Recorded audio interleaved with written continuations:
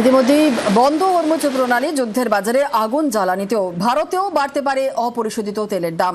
সিঁদুরে মেঘ দেখছে দেশবাসী।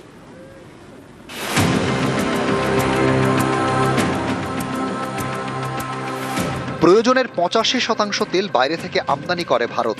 ইরান থেকে খুব বেশি তেল আমদানি না করলেও সে দেশ অত্যন্ত গুরুত্বপূর্ণ, কারণ আমদানির প্রায় 50% তেলই আসে হরমুজ প্রণালী দিয়ে। এবার বন্ধ সেই পথই।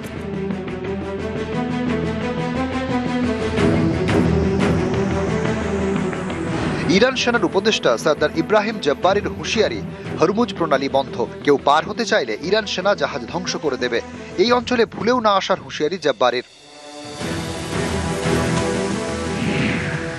পারস্য উপসাগরের মাত্র 33 কিলোমিটার চওড়া জলপথ হরমুজ প্রণালীকে বলা হয় বিশ্ব অর্থনীতির লাইফলাইন। এই পথ দিয়েই 50% তেল আমদানি করে ভারত। ইরান ইসরায়েলের যুদ্ধ শুরুর পর থেকেই হরমুজ নিয়ে আশঙ্কা তৈরি হয়েছিল। আশঙ্কা ছিল যে কোনো সময় বিশ্বের অন্যতম ব্যস্ত জলপথ বন্ধ করে দিতে পারে তেহরান। এবার সে কথাই জানিয়ে দিল ইরান।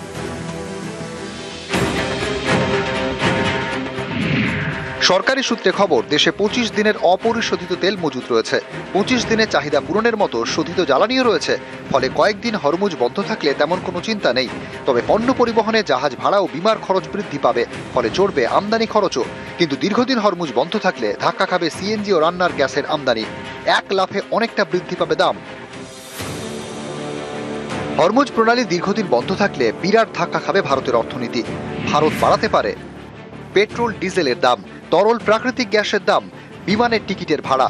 বড় ধাক্কা খেতে পারে শেয়ার বাজার। শুধু ভারত নয়, হরমুজের উপর নির্ভরশীল এশিয়ার অন্যান্য দেশও।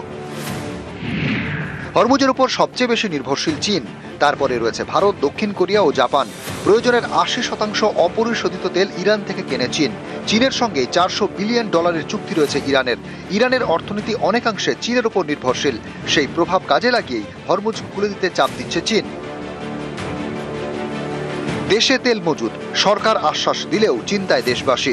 জ্বালানির দাম কি বাড়বে, সেই চিন্তায় দিন কাটছে সাধারণ মানুষের। নিউজ 18 বাংলা। যুদ্ধের বাজারে চলছে জ্বালানি, পরিস্থিতি স্বাভাবিক হলেই দাম কমবে বলে দাবি মার্কিন প্রেসিডেন্টের। আগের থেকেও দাম কমবে বলে দাবি ডোনাল্ড ট্রাম্পের। If we have a little high oil prices for a little while, but as soon as this ends, those prices are going to drop, I believe, lower than even before.